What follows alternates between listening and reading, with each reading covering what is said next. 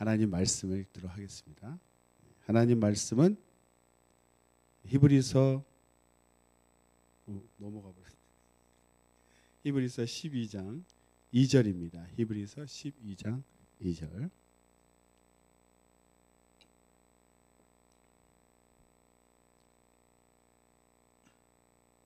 시작. 믿음의 주요 또 온전케 하시는 이인 예수를 바라보자. 저는 그 앞에 있는 즐거움을 위하여 십자가를 참으사 부끄러움을 개의치 아니하시더니 하나님 보좌 우편에 앉으셨느니라. 아멘.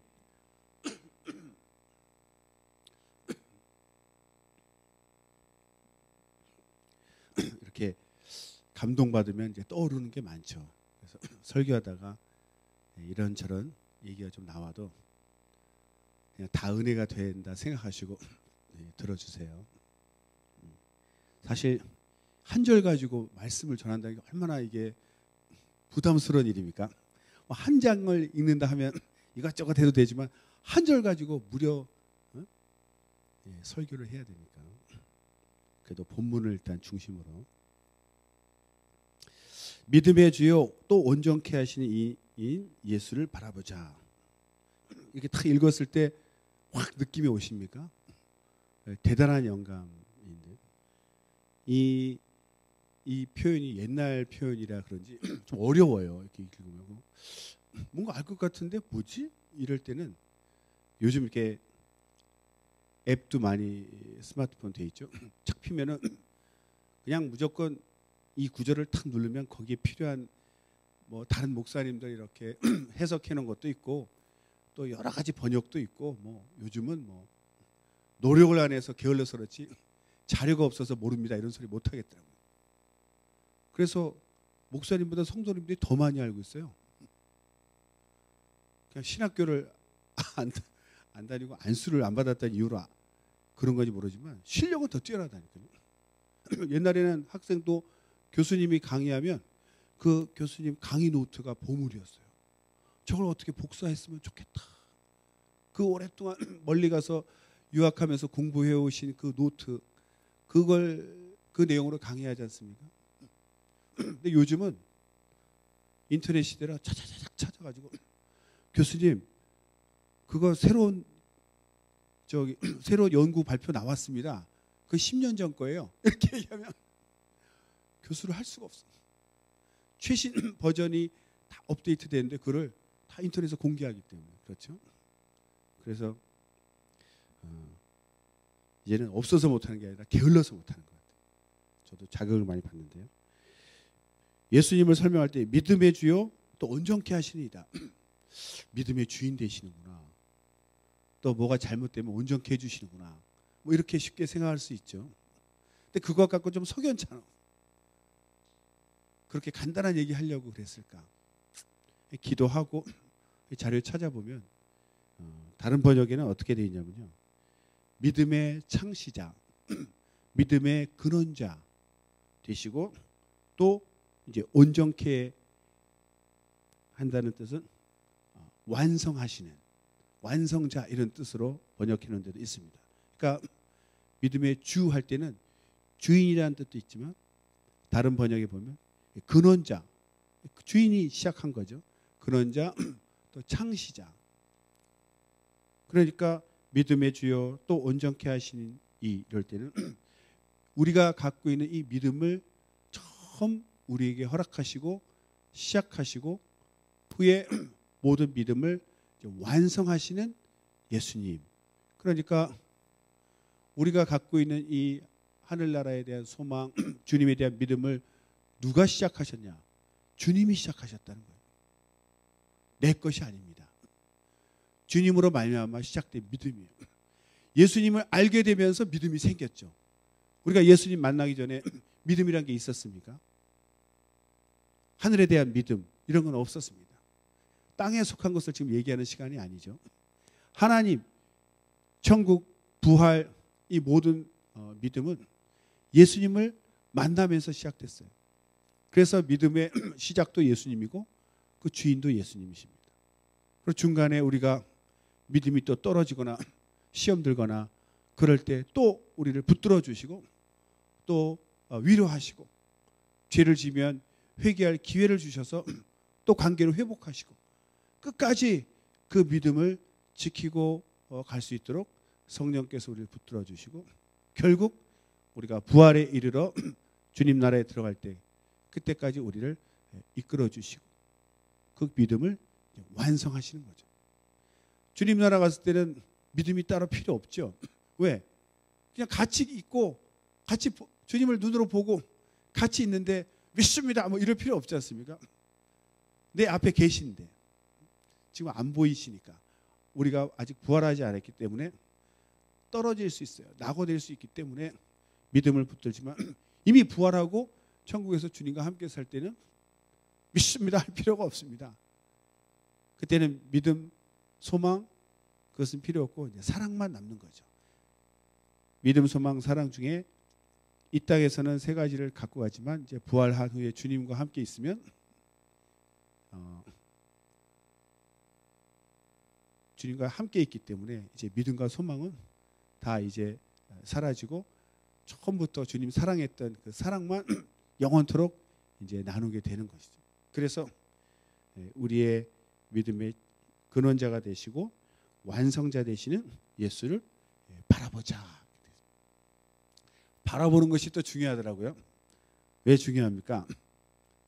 우리가 이게 바라봄의 법칙이라는 거 있는데 믿음도 들음에서 난다 하죠. 자꾸 들으면. 입맛은 어디서 나옵니까?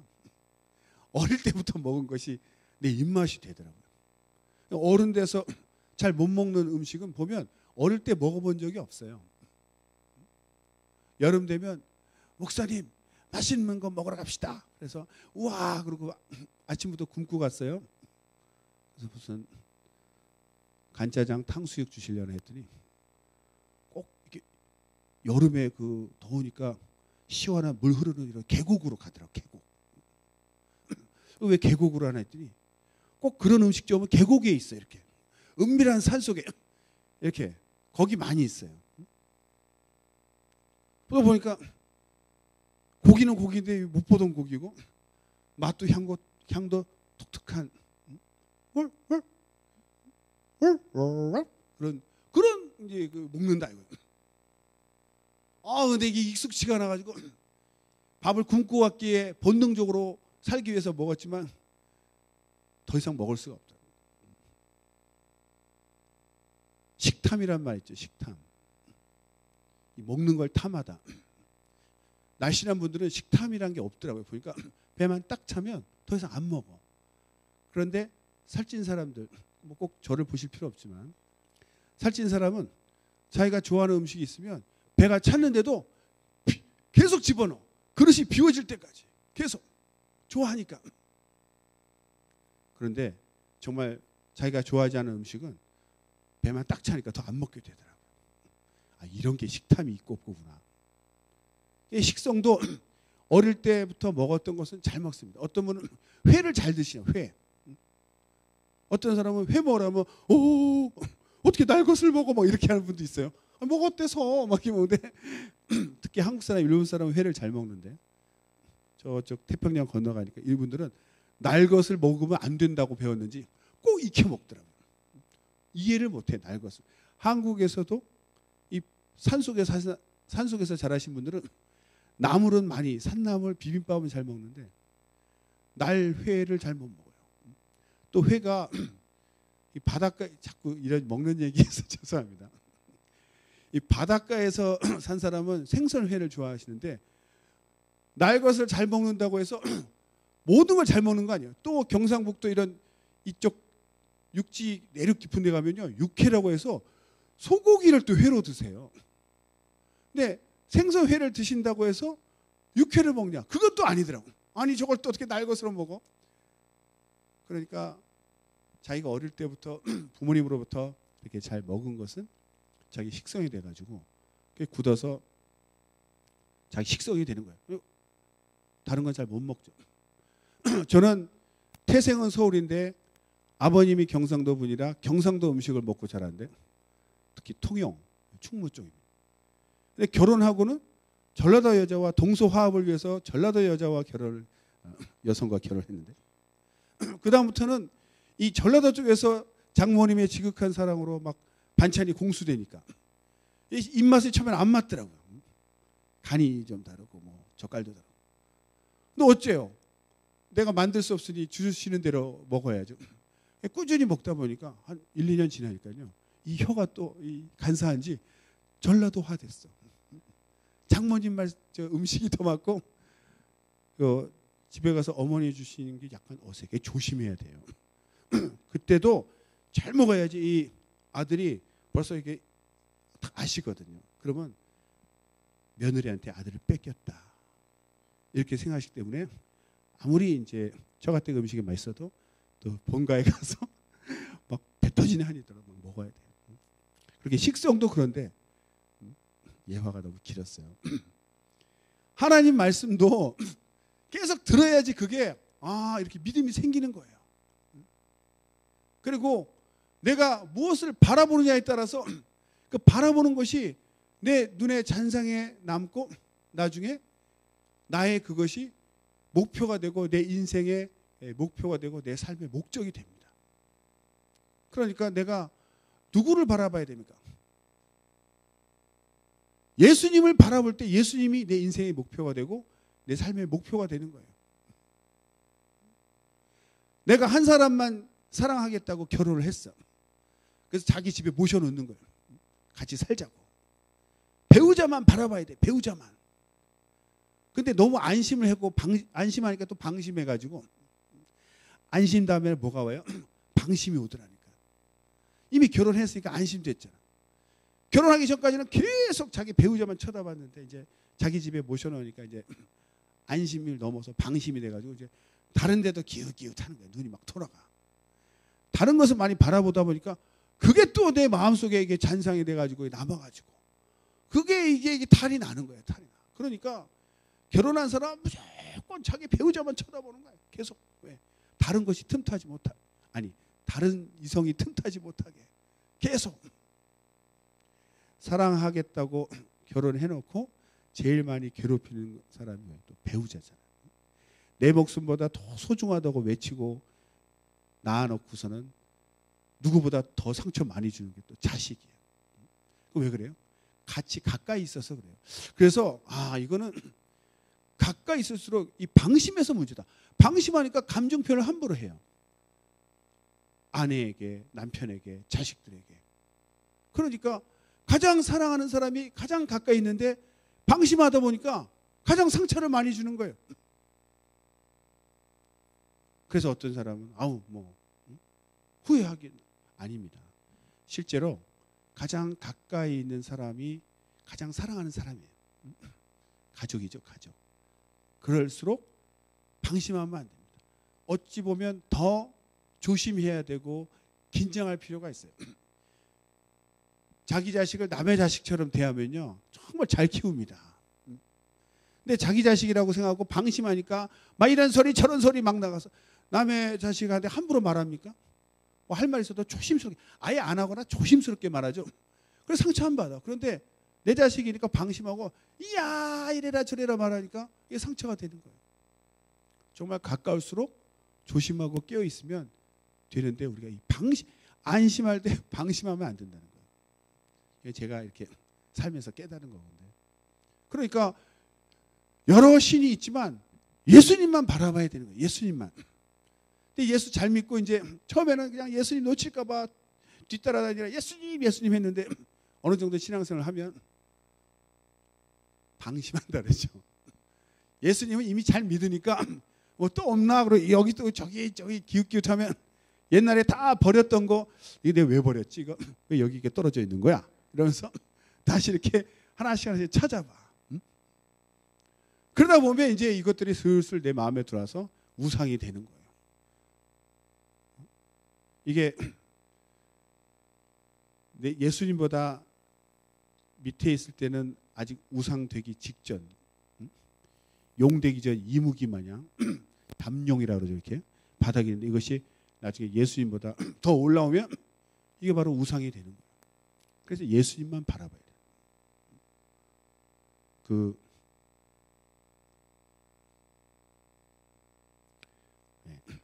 중요하지 않은 건 생각하고. 네. 우리가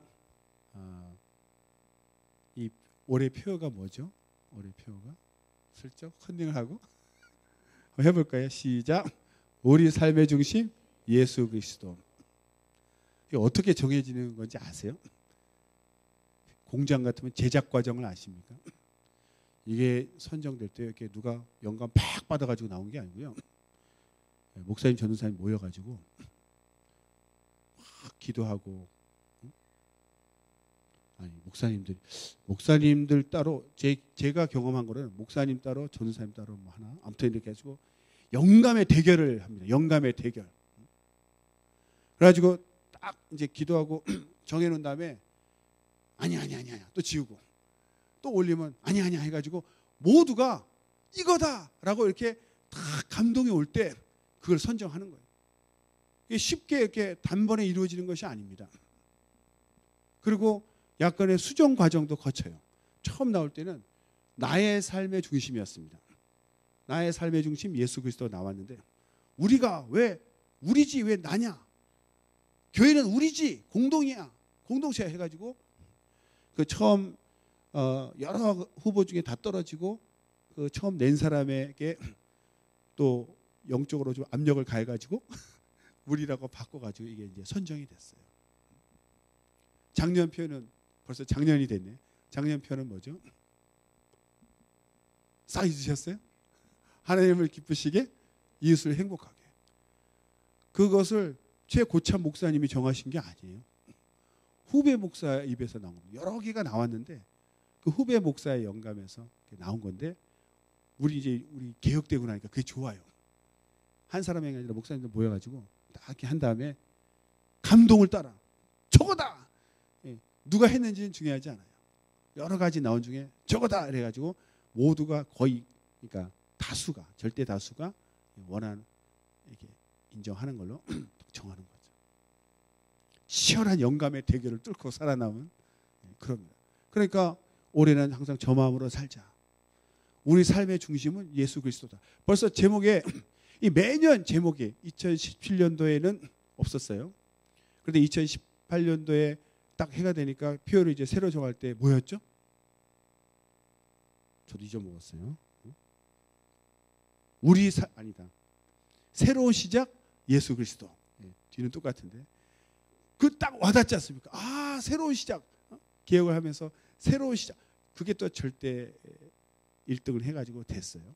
그것처럼 이제는 우리 삶의 중심이 뭔가 개혁이 되고 잘 되는 것 같은데 어느새 벌써 이제 방심을 해서 그런지 이것저것 마음들이 막 해이해지고 하니까 다시 중심을 예수께로 잡아야 되겠다. 그래서 이 표가 나온 겁니다. 그러니까 예수님을 처음에는 예수님만 바라보고 내가 그동안 사람 바라보고 잘못 살았구나. 이제 예수님을 바라봐야지. 이렇게 예수님 바라보고 나오는데 벌써 출애굽하고 바로 사람들이 마음이 해이해지듯이 2, 3년밖에 안 지났는데 사람들 마음이 벌써 예수님 놓치니까 뭐가 나와요? 사람 생각, 내 생각, 저 생각, 티격태격 벌써 이 사람 냄새가 나니까 이건 아니지. 그래서 다시 예수님께로 집중해야 된다. 그래서 하나님께서 정신 이제 똑바로 우리에게 차리게 이렇게 주신 것 같아요. 내 삶의 중심은 예수님이다. 예수님이 내 삶의 중심. 주님만 바라봐야 돼. 벌써 눈이 이렇게 싹 돌아가면 벌써 마음이 가는 거예요. 이 형사들이 조사할 때 저 태어나서 참 전과 1범 됐습니다. 아무튼 경찰서, 검찰청 뭐 다 가봤어요. 저 태어나서 이 개혁되니까 뭐 새로운 경험 뭐 엄청 많이 했는데요. 그 형사들이 이제 저 말고 범인들을 이렇게 조사할 때 눈을 똑바로 쳐다보면서 이제 질문한다 그래요. 그때 어디 갔었습니까? 뭐 했습니까? 눈을 왜냐하면 사람이 거짓말을 지어낼 때는 눈이 슉 이렇게 돌아간답니다. 이렇게 벌써 죄 지으면 눈을 잘 못 마주치잖아요. 배우자가 딴짓하고 오면은 눈을 못 마주쳐요. 이 죄인의 특징이 피하는 거예요. 피하는 거. 그런 것처럼 딴 생각할 때 눈이 휙 이렇게 돌아가기 때문에 눈을 보면서 이 사람이 거짓말하나 참말하나 일단 눈을 딱, 그러니까 눈을 또 못 움직이게 하면 또 머리가 이게 뇌가 안 움직여서 거짓말을 하고 싶어도 잘 못하니까 눈을 딱 쳐다보는 거예요. 이렇게. 그런 것처럼 이 내가 예수님만 딱 바라보고 있을 때는 다른 생각이 안 드는 거예요. 벌써 마음이 다른 생각이 들 때 눈이 휙 돌아가는 거예요. 우리 성락교인들의 특징, 집사님들 표현에 의하면 새로운 말을 이렇게 많이 배운대요. 옷이 누워있는 옷이 있고 서있는 옷이 있답니다. 나는 처음 들었어요, 그런 말을. 목사님, 우리는 가난해서 누워있는 옷만 사서 입어요. 그래서 옷이 누워있어요? 그게 무슨 말인가? 여자분들은 아세요? 남자분들은 잘 모르죠. 왜? 부인들이 다 사주시니까 그걸 모르는데, 이게 신상품이 나오면 비싼 신상품은 마네킹에다 걸어가지고 옷이 서 있대요, 이렇게. 근데 이게 철 지나고 유행 지나면 빼가지고 이렇게 매대라고 그러죠. 이렇게 누워 있어. 그래서 막 뒤져가지고 찾잖아요, 이렇게 싼 거. 여자분들은 막 뒤져놓고 그냥 가더라고요. 내가 아니 뒤졌으면은 정리를 해야죠 했더니 뭘 정리하니? 정리는 저 점원이 하는 거래요. 그래서 막 뒤져놓고. 그러니까 누워 있는 거에서 이제 철 지난 이제 싼 그런 이제 옷을 이제 입는다. 그런데 그 옷을 파는 이제 그런 옷 파는 집사님이 하신 얘기가, 이 모든 일에 이제 경험이 오래 쌓이면 이게 이게 뭐가 생기지 않습니까? 목사님들은 얼굴만 보니까, 성도님 얼굴만 보니까 얼굴이 좀 안 좋으면 덜컹덜컹 하는 거예요. 뭔 일이 또 일어났나? 웃으면 안심, 안 웃고 계시면 근심 막 드는 거예요, 목사. 근데 이분은 옷을 파는, 누워있는 옷 파는 분이신데, 딱 이렇게 보면은 눈은 얼굴을 안 보고 발끝을 본대요. 왜요? 그랬더니 그분 경험에는 살 마음이 있는 사람은 발이 딱 이렇게 똑바로 서 있대요. 근데 살 마음이 없는 사람은 손은 이게 손으로 뒤적뒤적하지만 관심이 없어. 그냥 보는 거예요. 그러니까 벌써 마음은 딴 데로 갈 마음으로 발이 돌아가 있대. 벌써 딴 데 갈 마음이 자기도 모르게 발은 이렇게 옆으로 돌아가 있대. 저쪽 가야지. 근데 이제 이 손은 이러고 있어. 그러니까 그분이 경험상 이제 아는 거죠. 이 사람은 뒤적뒤적 하고 있어도 살 사람이다. 그리고 이 사람은 열심히 하는 것도 마음이 벌써 딴 데 갈 것 같아. 그러니까 막 적극적으로 막 이거 어때요? 저거 어때요? 막 해서 마음을 돌려놔야 돼. 나 있는 이쪽으로. 그래 팔죠. 그러면 발이 이렇게 돌아오는데. 그럼 좀 안심이 되는 거야. 그런 것처럼 다 경험하면 돼. 내가 누구를 보고 있느냐, 어디를 보고 있느냐가 내 마음의 표현이에요. 예수를 바라봐야 된다. 예수님이 어디 계세요? 이렇게 하늘을 바라보면 되나? 저는 그렇게 생각하지 않습니다. 성경을 보는 것이 저는 예수님 바라보는 거라고 생각해요. 성경을 벌써 방심하면 성경을 잘 안 읽어. 옛날에 엄청 많이 읽었는데 좀 쉬어야지. 아니요. 그게 방심이야. 그래도 성경 다 알고 있을 것 같죠? 오랫동안 안 읽으면요, 성경이 섞여요. 찬양 가사도 섞이듯이 이 말씀 저 말씀이 엮어져 가지고 앞부분은 맞는데 뒷부분은 막 히브리서에서 빌립보서로 막 넘어가고 막 그런 성경이 막 섞이죠. 그래서 말씀을 계속 읽음으로써 주님과 대화하는 거죠. 어제 하신 말씀이라고 오늘 또 그렇지 않습니다. 새롭게 와닿죠. 그래서 성경을 읽음으로써 주님을 바라보고 내 마음이 주님을 떠나지 않도록, 내 마음의 중심이 주님을 떠나지 않도록 생명 되시고 나를 살려주시고 나를 천국까지 이끄시고 내 믿음을 끝까지 인도하시고 완성시킬, 부활까지 내 믿음을 완성시키실 주님만 바라봐야 된다. 그분이 어떤 분이냐? 자기 앞에 있는 즐거움을 위하여 십자가를 참으시고 부끄러움도 개의치 아니하시더니 하나님 보좌 우편에 앉으셨다. 주님은 그렇게 사셨어요. 보좌에 오르실 때까지 그분은 이 땅에 우리를 살리러 오셨어요. 그 즐거움이 뭡니까? 당신이 죽으심으로 인해서 우리가 구원받고 하나님과 우리가 화목되지 않습니까? 그 일을 하러 오셨기 때문에 우리가 살아나서 회개하고 주님과 하나 될 그 즐거움, 그걸 바라보는 즐거움 때문에 십자가의 고통과 그 부끄러움 우리가 알고 있죠. 죄인들은 그냥 나체로 고통만 주는 것이 아니라 정신적으로도 고통을 주기 위해서 사람을 벌거벗겨서 매단다고 해요. 성화에 나오는 건 차마 그렇게 할 수 없으니까 이렇게 뭐 이렇게 입은 것처럼 이렇게 가리기 위해서 이렇게 둘렀지만 실제로는 나체로 그냥. 그러니까 명예도 다 죽여버리는 거죠.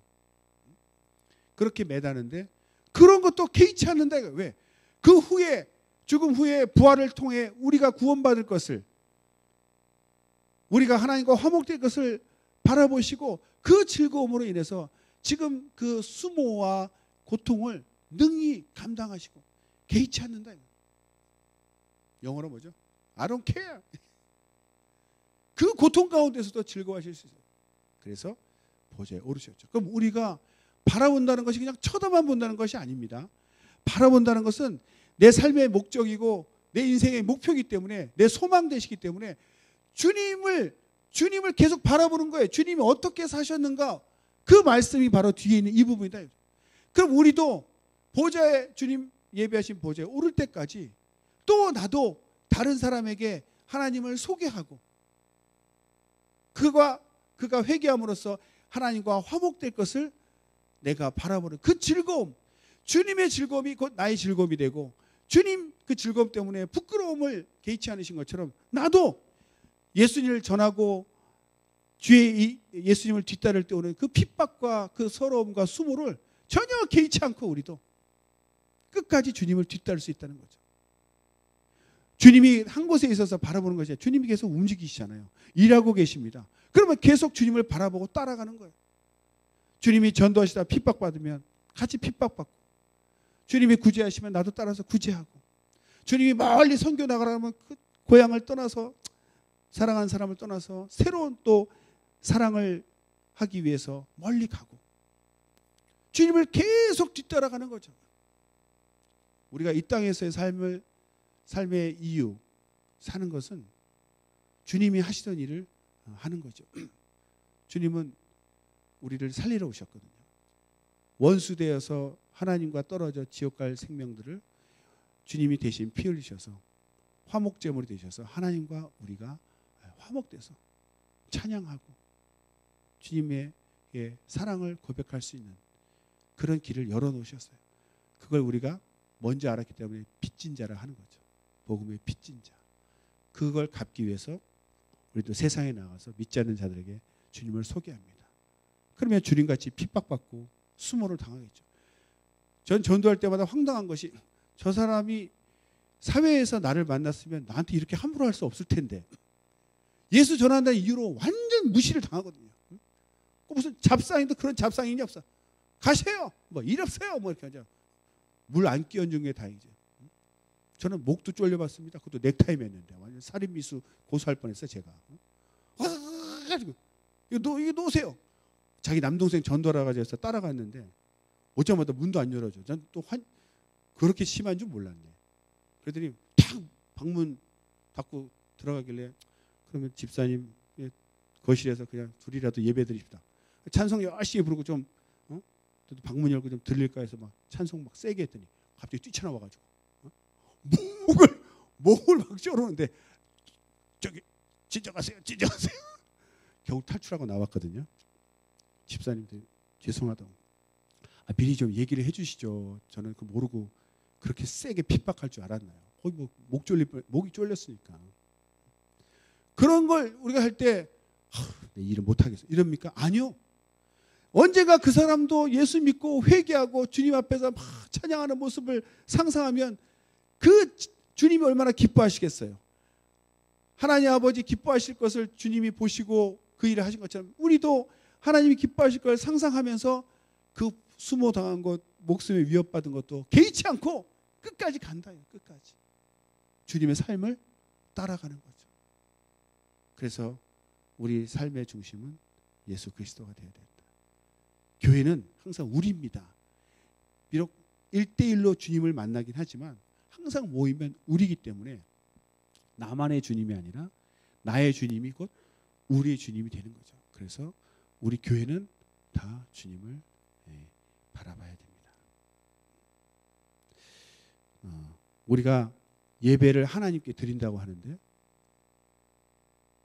찬양 시작부터 축도까지 쭉 예배가 있는데, 저는 그래서 설교는 뭔가 이렇게 성도한테 한다고 하지만 이것도 하나님께 드리는 거예요. 마치 큰 판 위에 예배를 드리고 있어요. 찬양부터 설교부터 쭉 가고 있는데 이 예배당 이 자체를 하나님께 드리고 있기 때문에 찬양 때나 설교 때나 다 하나님께 드리고 있다는 생각으로 믿음으로 겸손하게 하는 거죠. 겸손하게.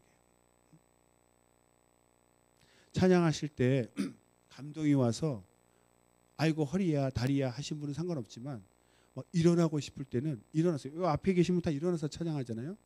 앉아서 찬양하면 굉장히 외람되죠. 예. 찬양대라서 일어나는 게 아니고요. 원래 이게 정상이에요. 제가 러시아 선교 따라갔을 때 어떤 사회자의 사인이 없는데도 딱 찬양 시작하니까 일어나고 끝나니까 앉더라고요. 설교 때는 또 원래는 하나님 말씀도 서서 들었잖아요. 근데 이제 편의를 위해서 앉아서 듣지만 또 이렇게 설교 후에 찬양하니까 또 벌떡 일어나. 그래서 어떻게 일어나? 어디서 사인이 왔나? 난 사인을 못 받는 했더니 사인이 원래 없대요. 그러면서 하는 얘기가 아니 하나님께 찬양하는데 그러면 앉아서 합니까? 이렇게 통역으로. 이 러시아 사람들은 찬양 시간 되면 일어나는 거예요. 왜? 하나님께 찬양하니까 당연히 일어나서야지. 앉아서 하냐? 이렇게. 한국 사람들은 어디 가도 항상 앉을 자리를 찾아. 이 좌식 문화라. 앉아. 서서 얘기하면 야 앉아 불안해 막 이러지 않습니까? 우리나라는 좌식 문화라 앉아야 편안한데 서양 사람들은 그렇지 않더라고요. 그래서 이렇게 감동되시면 일어나서 이렇게 하셔도 돼요. 저는 그것이 더 정상적이라고 생각합니다. 오늘 첫날 예배인데 정말 참 30분이 금방 지나갔습니다. 우리 삶의 중심이 주님 되시고 주님만 바라보고 고정된 주님이 아니라 움직이시고 일하시는 주님을 끝까지 바라보며 뒤따라서 주님과 함께 동행하는 삶을 올 한 해도 사시기를 예수 이름으로 축원합니다. 다 같이 예수의 한번 부르기도 하십니다. 예수요.